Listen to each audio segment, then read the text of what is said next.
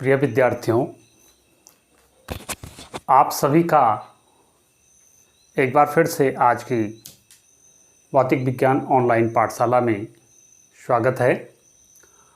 और आप सभी जानते हैं, हमने आपको प्रत्यावर्ती धारा परिपथ के क्रम में 3 प्रकार के परिपथ पूर्व में समझाने का प्रयास किया कि जब प्रत्यावर्ती धारा परिपथ में केवल शुद्ध प्रतिरोध लगा होता है, जब प्रत्यावर्ती धारा परिपथ में केवल प्रेरकत्व L लगा होता है, जब प्रत्यावर्ती धारा परिपथ में केवल धारिता लगी होती है, तो इन 3 प्रकार की जो बेसिक सर्किट्स हैं प्रत्यावर्ती धारा परिपथों के, ये हमने पहले इनका समझने का प्रयास किया। और मुझे ये लगता है कि आप शायद इन चीज़ों से विज्ञ हो गए हैं।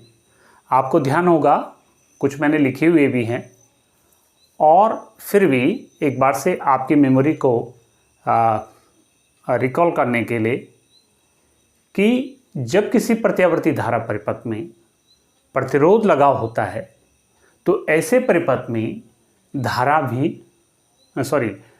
वोल्टेज, प्रत्यावर्ती वोल्टेज भी और धारा I दोनों समान कला में होते हैं। दोनों एक साथ उच्चतम मान को प्राप्त होते हैं, दोनों ही एक साथ न्यूनतम मान को प्राप्त होते हैं। इस प्रकार से हम कहते हैं कि दोनों धारा और वोल्टेज दोनों समान कला में हैं। और ऐसे प्रतिरोधों में प्रतिरोध, जो परिपथ का प्रतिरोध होता है, R = V0/I0, वोल्टेज के शिखर मान और धारा के शिखर मान के अनुपात में होता है। दोनों के बीच में जो कलांतर होता है वो शून्य होता है। ठीक है। ऐसे ही केवल प्रेरकत्व L, अगर किसी परिपथ में प्रेरण कुंडली लगी है, तो जब उसमें प्रत्यावर्ती धारा परिपथ में प्रत्यावर्ती धारा स्रोत से, प्रत्यावर्ती वोल्टेज स्रोत से धारा प्रवाहित की जाती है, तो उसकी प्रेरण कुंडली में एक प्रकार का प्रेरित विद्युत भागबल उत्पन्न हो जाता था, जो कि आरोपित विभवांतर के जस्ट विपरीत होता था, लेकिन इक्वल होता था, उसके बराबर होता था। तो इस प्रकार से ऐसे परिपथ में वोल्टेज क्या होती है, धारा I से 90 डिग्री अग्रगामी होती है। वोल्टेज लीड करती है करंट को। ठीक है। तो ऐसे प्रकार के परिपथ में जो परिपथ का प्रतिरोध होता था XL, उसको डिनोट करते थे हम, और उसे हम क्या करते हैं, यहाँ पर ω L से डिनोट करते हैं। ठीक है। XL = ω/L। ठीक है। और इस प्रकार के परिपथ में वोल्टेज V क्या होता है, धारा I से 90 डिग्री अग्रगामी होता है। ठीक है। तो ऐसे हमने कुछ चर्चा करी थी। ऐसे तीसरे प्रकार का जो परिपथ है आप देख रहे होंगे इसमें भी, और इसमें भी आप एक चीज़ नोटिस करेंगे कि भाई हमारा जो एक प्रकार का एक सेकंड, यहाँ पर ये मैं गलत लिख रहा हूँ, यहाँ पर इसको नहीं होना चाहिए। हाँ, ऐसे XL = ω/L हो जाएगा, और वोल्टेज भी क्या होता है, धारा I से 90 डिग्री क्या होता है, अग्रगामी होता है। तो ऐसे तीसरे प्रकार का परिपथ है जिसको हम क्या बोलें, केवल धारिता अगर उसमें लगी है, C लगा हुआ है, तो ऐसे परिपथ में जो प्रतिरोध होता है उसे हम प्रतिरोध न कह करके क्या बोलते हैं, धारितीय प्रतिघात कहते हैं, रिएक्टेंस, कैपेसिटिव रिएक्टेंस। ऐसे यहाँ पर क्या बोलता है, प्रेरण प्रतिघात, इंडक्टिव रिएक्टेंस। तो माने यहाँ प्रतिरोध न कह करके उसको हम प्रतिघात कहते हैं, और XL से उसको डिनोट करते हैं। ठीक है। तो ये हो जाता है हमारे पास। ऐसे यहाँ पर ये XC = 1/ωc हो गया। इसके मैंने आपको वेक्टर डायग्राम बताए, फेजर डायग्राम जिनको कहते हैं, कला समंजक आरेख, वो भी आप समझ गए होंगे कि कैसे करंट और वोल्टेज में कैसे कलांतर होता है। तो कलांतर तो वैसे आप देख रहे हैं 90 डिग्री का कलांतर है यहाँ पर भी, और यहाँ पर भी 90 डिग्री का कलांतर है। तो ये हमने पहले चर्चा कर ली है, क्योंकि देखिए ये चीज़ें क्या होती है, आगे के जो परिपथ, अब हम दो करके 2 प्रकार के परिपथ को एक बार कंबाइन करेंगे, फिर अगले 2 प्रकार के परिपथ को एक साथ कंबाइन करेंगे, फिर नेक्स्ट कंबाइन करेंगे, और फिर 3 प्रकार के परिपथों को एक साथ जोड़ेंगे। तो वहाँ पर ये काफ़ी मददगार साबित होगा। तो इसलिए इनको समझना बहुत ज़रूरी है, ये मैंने आपको रिकॉल करने के लिए। आइए आज हम समझते हैं चौथे नंबर का जो परिपथ है, और वो क्या है कि जब परिपथ में प्रतिरोध R और प्रेरकत्व L लगे, LR प्रकार का जो परिपथ है उसमें हम कैसे उसको समझने का प्रयास करते हैं, कैसे वहाँ पर वोल्टेज जो है धारा I से अग्रगामी होती है या पश्चगामी होती है, वो अभी देखेंगे। और कैसे जो परिणामी वोल्टेज होगा वो जो है धारा से किस कालांतर पर है, क्या वहाँ पर टोटल जो परिपथ का जो प्रतिरोध है वो कितना होगा, और धारा का जो मैक्सिमम वैल्यू है, प्रेरण धारा का जो शिखर मान है, वो हम कैसे निकालेंगे। आइए इसको आज जानने का प्रयास करेंगे, आप कंसंट्रेट होकर के इस चीज़ को समझेंगे। तो देखिए सबसे पहले इसका हम क्या करते हैं, एक परिपथ बना लेते हैं इसका। जैसे आप जानते हैं पीछे से LR, पहले मैं कुंडली बना लेता हूँ, ये कुंडली हो गई और ये हमारा क्या हो गया, प्रतिरोध हो गया L, ये R, और ये क्या हो गया, प्रत्यावर्ती धारा स्रोत V = V0 sin omega t। Clear. इसके सिरों के बीच में सपोज विभवांतर मैं VL से डिनोट कर रहा हूँ, इसको आपने पीछे भी समझ लिया, वैसे कोई चेंजिंग नहीं है अभी, VR। ठीक हो गया। देखिए जब इस प्रत्यावर्ती धारा स्रोत से इन दोनों परिपथों में, एक L और एक R में जब धारा बहेगी तो ये धारा क्या होती है आप जानते हैं। यहाँ पर पहले मैं बात करूं कि भाई ये नहीं है हमारे पास, ये वाला है, तो यहाँ से जो धारा I आएगी VL, यानी इसके सिरों के बीच में जो विभवांतर उत्पन्न हो रहा उससे क्या होता है आप सब जानते हैं। यहाँ पर मैंने लिखा हुआ कि धारा I वोल्टेज V से 90 डिग्री पश्चगामी है, या वोल्टेज V धारा I से 90 डिग्री अग्रगामी है। तो इस प्रकार से मैं इसका चित्र कैसे बना सकता हूँ, देखिए ये फेजर डायग्राम मैं ऐसे बना सकता हूँ, ये प्लस पोजीशन हो गई यहाँ से, और ये क्या हो गया, नेगेटिव पोजीशन। तो ये धारा की दिशा है, ये जो दिशा है यहाँ पर ये I को शो कर रहा, ठीक हो गया। लेकिन VL क्या होगा, इस धारा I से 90 डिग्री अग्रगामी होगा, ये VL हो गया, यानी ये क्या हो गया 90 डिग्री अग्रगामी हो गया। ये समझ गए होंगे आप, धारा I से 90 डिग्री अग्रगामी हो गया।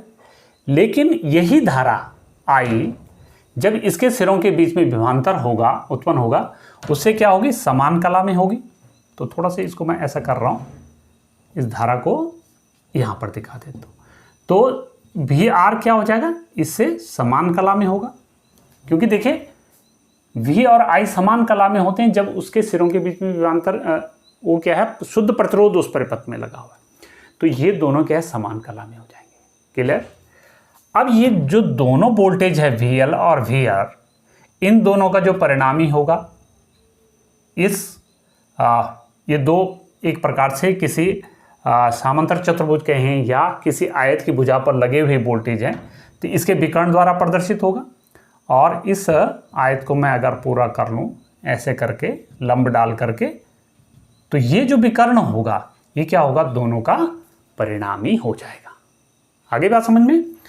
तो ये मान लीजिए O है, ये यहाँ पर A है, मान लीजिए ये B है, ये C है, कुछ भी मान सकते हैं आप। तो समकोण त्रिभुज OAB में तो क्या हो जाएगा, लंब का वर्ग धन आधार का वर्ग बराबर कर्ण का वर्ग होता है, यानी OB का स्क्वायर बराबर आप OA का स्क्वायर, आधार का वर्ग धन लंब का वर्ग ऐसे भी कह सकते हैं, प्लस AB का स्क्वायर।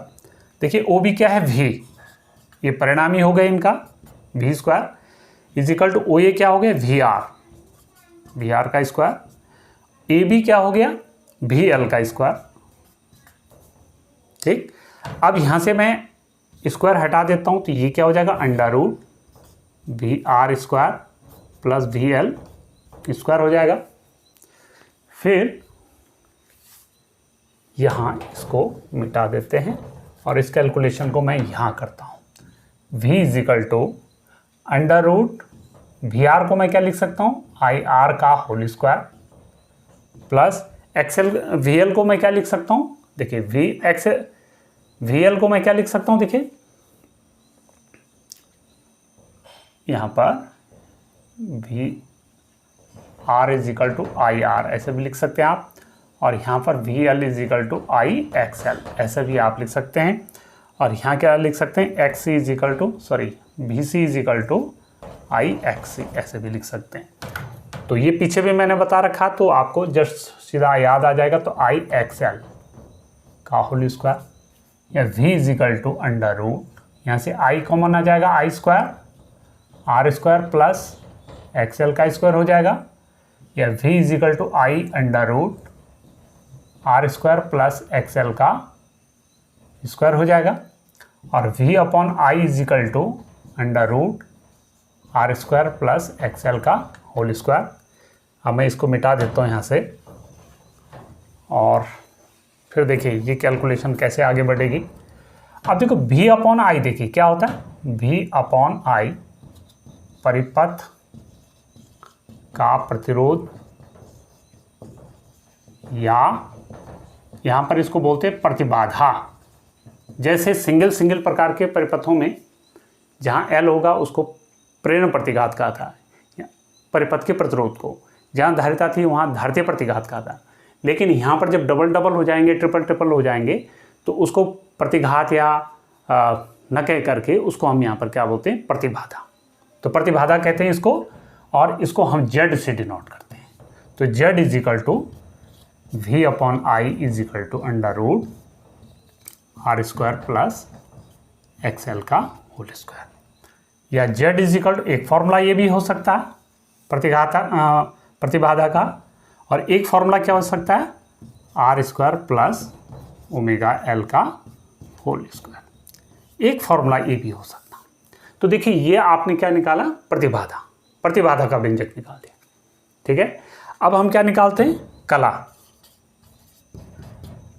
ये जो अभी मैंने यहाँ पर चित्र बनाया था ऐसे करके, और ये था इधर वी आर, ये धारा थी, और ये जो है वी हो गया था, यहाँ वी एल था, और इसको पूरा करके ऐसे इसको लिखा था। तो ये जो कोण है कला, परिणामी जो विभवांतर है उसकी जो है धारा से क्या दिशा है, तो वो जो कोण होगा कला, तो इसको हम क्या कह सकते हैं, tan phi is equal to, देखिए क्योंकि ये भुजा वी एल है तो ये भी क्या हो जाएगी, वी एल, आमने सामने की भुजा वी एल हो जाएगी। तो tan phi is equal to क्या हो जाएगा बेटा, लंब बटे आधार, यानी V L upon V R. बहुत सिंपल है देखिए, और इंटरेस्टिंग भी है।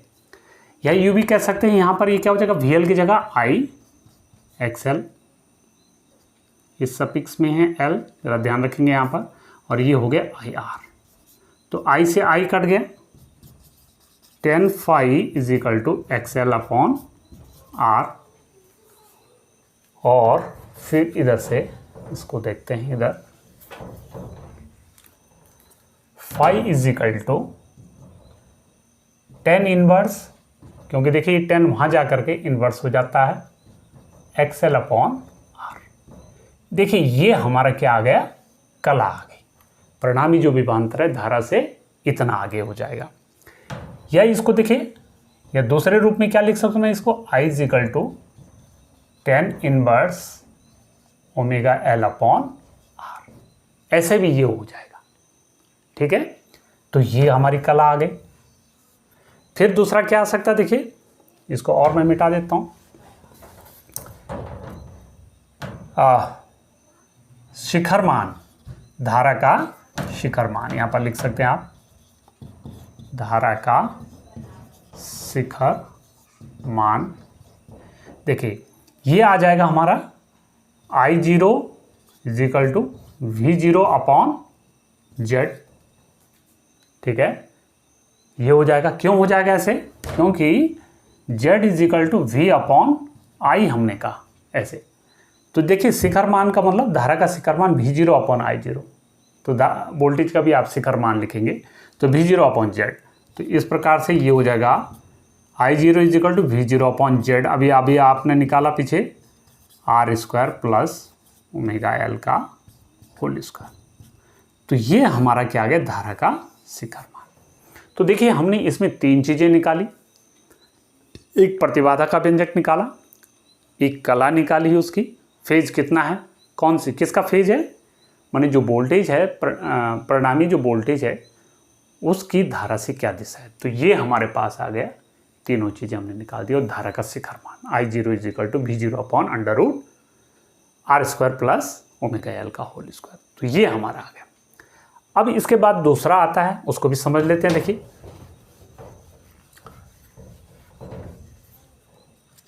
ये हमारा आ गया 5वें नंबर का परिपथ। जब परिपथ में C व R लगे हों। अब C आप समझ गए होंगे धारिता और R क्या हो गए, प्रतिरोध। तो देखिए इसका सबसे पहले चित्र बना लेते हैं। देखिए ये हो गया, ये C हो गया और ये हमारा प्रतिरोध हो गया R, ये C हो गया। इसके सिरों के बीच में विभवांतर आप जानते हैं VC हो जाएगा, इसके सिरों के बीच में विभवांतर VR हो जाएगा, इसका जो ये हो जाएगा V0 sin ω t। प्रत्यावर्ती धारा स्रोत का संकेत है, ऐसे थोड़ा कर्व करके और ऐसे हम इसको लिख देंगे। ठीक है। अब इसमें भी देखिए, जब यहाँ से इस प्रत्यावर्ती धारा स्रोत से इस परिपथ में धारा बहेगी तो ये हम समझेंगे ये नहीं है, तो VC धारा I VC से क्या हो जाएगी। देखिए ये तीसरे वाली कंडीशन आ जाएगी कि ऐसे परिपथ में वोल्टेज I धारा से 90 डिग्री पक्षगामी होता। तो ऐसे परिपथ का अगर हम ये फेजर डायग्राम अगर बनाना चाहिए बेटा, तो देखिए ये क्या हो जाएगा, ये करंट हो गई और ये प्लस डायरेक्शन हो गई, ये माइनस डायरेक्शन हो गई। तो धारा I क्या है, वोल्टेज से 90 डिग्री पक्षगामी है, यानी ये क्या हो जाएगा, VC हो जाएगा। देखिए जबकि VL कहाँ था, ऊपर की साइड था, तो ये क्या होगा, 90 डिग्री पक्षगामी हो गई नीचे की साइड को।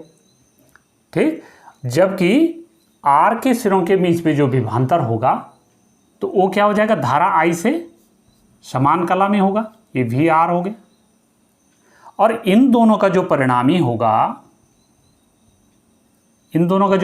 होगा, हम क्या करेंगे, जिस आयत की भुजा पर ये VR और VC लगे हुए हैं उसके विकर्ण द्वारा प्रदर्शित हो जाएगा और उसको हम बोलेंगे V। ठीक है। हाँ, तो और ये क्या हो जाएगा, यहाँ पर ये कोण क्या है, फाई। धारा की दिशा से परिणामी विभवांतर 5 डिग्री के कलांतर पे है, तो वो हमें निकालना है। तो अब देखिए प्रतिबाधा के लिए सबसे पहले व्यंजक निकालते हैं। प्रतिबाधा फर्स्ट में व्यंजक। ठीक है। तो देखिए जैसे आपको ध्यान होगा हमने इनके नाम रख ली थी, तो अब मैं सीधा डायरेक्ट कर रहा हूँ। ये O, यहाँ पर इसको A मान लिया था, ये B मान लिया था, C मान लिया था, ऐसा कुछ मान लिया था। तो त्रिभुज OAB में क्या होता है, लंब का वर्ग धन आधार का वर्ग, यानी OA का वर्ग धन AB का वर्ग बराबर OB का वर्ग, या OB का वर्ग बराबर OA का वर्ग धन AB का वर्ग, ऐसे भी आप कह सकते हैं। या मैं इसको यहाँ लिख करके V² = OA का वर्ग कितना हो जाएगा, VR का स्क्वायर, AB का वर्ग कितना हो जाएगा, VC का वर्ग, क्योंकि देखिए ये इसके बराबर हो जाएगा यहाँ। तो V बराबर √VR² प्लस VC²। क्लियर, बहुत आसान है। देखिए V = √VR को हम क्या लिख सकते हैं, देखिए IR का स्क्वायर, VC को हम क्या लिख सकते हैं, IXC। बिल्कुल, क्योंकि इस प्रकार के परिपथ में जो प्रतिरोध होता है उसको XC से डिनोट करते हैं। V √, अब देखिए इन दोनों से हम I कॉमन ले रहे हैं तो I² हो जाएगा, क्योंकि होल स्क्वायर है, R² प्लस XC का होल स्क्वायर। फिर इधर पे इसको कर लेते हैं। V बराबर वी आई बाहर आ जाएगा अंडर रूट से, तो स्क्वायर है तो बाहर आकर के आई बन जाएगा, R square plus X C का स्क्वायर, या वी अपॉन आई बराबर under root R square plus X C का स्क्वायर। और देखिए इसको हम क्या बोलते हैं, जेड। अब मैं डायरेक्ट लिख रहा हूँ, आप पीछे से समझ के आ गए, are square plus X C का स्क्वायर, क्योंकि यहाँ पर जो विभवांतर और धारा का जो अनुपात होता है उनके नियम के अनुसार उसको हम क्या बोलते हैं, प्रतिरोध कहते हैं परिपथ का। लेकिन यहाँ पर इसको प्रतिरोध न कह करके इसको हम क्या बोलते हैं, प्रतिबाधा। ठीक है, और उसको हम जेड से डिनोट करते हैं, तो जेड से ही हर जगह डिनोट करना। तो जेड इजिकल टू क्या आ जाएगा हमारा, ये प्रतिबाधा का व्यंजक आ गया। या इसको दूसरे शब्दों में हम ऐसा भी है इसको कुछ लिख सकते हैं, देखिए क्या लिख सकते हैं, देखिए, या Z is equal to under root R square plus 1 upon omega C का होल स्क्वायर, क्योंकि एक्स सी की जो वैल्यू होती 1 अपॉन ओमेगा सी हो गई। ठीक है, दूसरी बात, अब हमें क्या निकालना, कला। अगर कला निकालनी है इस प्रकार के परिपथ में, तो tan phi is equal to, इस समकोण त्रिभुज की मैं बात करूं ओ ए बी, तो tan theta is equal to लंब, यानी कोण के सामने की भुजा ये लंब हो जाएगी और ये क्या हो जाएगा, आधार। तो यानी ए बी अपॉन, यानी ये वी सी है यहाँ पर, ठीक है, ये क्या है, वी सी। तो वी सी अपॉन क्या हो जाएगा, ये वी आर, इसको वी आर कह सकते हैं आप, वी आर, या I X C upon I R, क्योंकि V C is equal to I X C, धारा और गुणा गए प्रतिरोध, तो प्रतिरोध यहाँ पर एक्स सी हो जाएगा। ठीक है, तो आई आई कट जाएगा, तो phi is equal to tan inverse X C upon R. ठीक है, तो एक फॉर्मूला ये भी हो गया। यह इसको आगे बढ़ा दूं मैं, तो फाई इज इक्वल टू क्या हो जाएगा, tan inverse 1 upon omega C upon R, या इसको ऐसे भी कह सकते हैं बेटा, phi is equal to tan inverse 1 upon omega C R. तो ऐसे ये क्या हो जाएगा, कलांतर का फॉर्मूला हो जाएगा। ठीक है, ये कला का फॉर्मूला आ गया।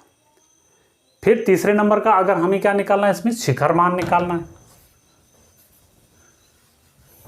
चलिए यहां से मिटा देते हैं, इसको पूरा ही मिटा देता हूं। शिखर मान अगर निकालना है, यहीं पर कर देता हूं, धारा का शिखर मान, धारा का शिखर मान, तो I zero is equal to उसी प्रकार से V zero upon Z, simple है। यानी I zero is equal to voltage का शिखर मान बटे कुल प्रतिरोध, तो V zero upon Z, Z का मतलब अंडर रूट, आपको ध्यान होगा अभी निकाला, R square plus 1 upon omega C का होल स्क्वायर। ये हमारा क्या आ जाएगा, धारा का शिखर मान आ जाएगा। बहुत सिंपल है।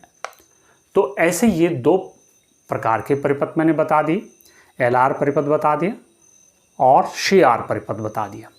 ठीक हो गया। अब मैं आता हूँ तीसरे नंबर के परिपथ पे, यानी जो हमारा क्रम संख्या में कितना आ जाएगा, पांचों, मेरे ख्याल से छठा परिपथ आ जाएगा, 6 नंबर का परिपथ। और वो है कि जब परिपथ में प्रेरकत्व L व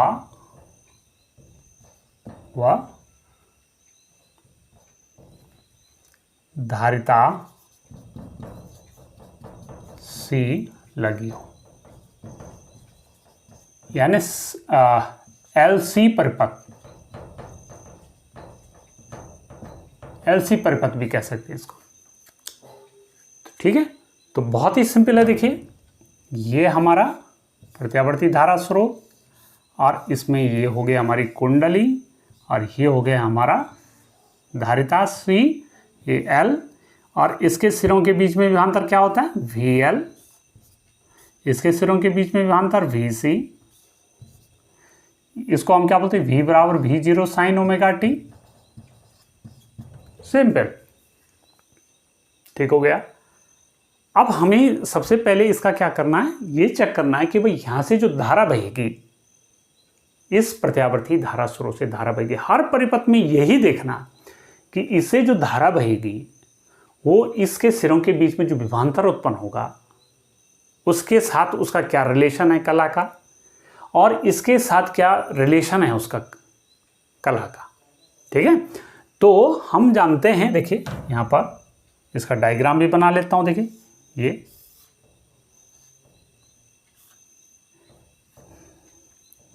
ये प्लस हो गया, ये माइनस हो गया।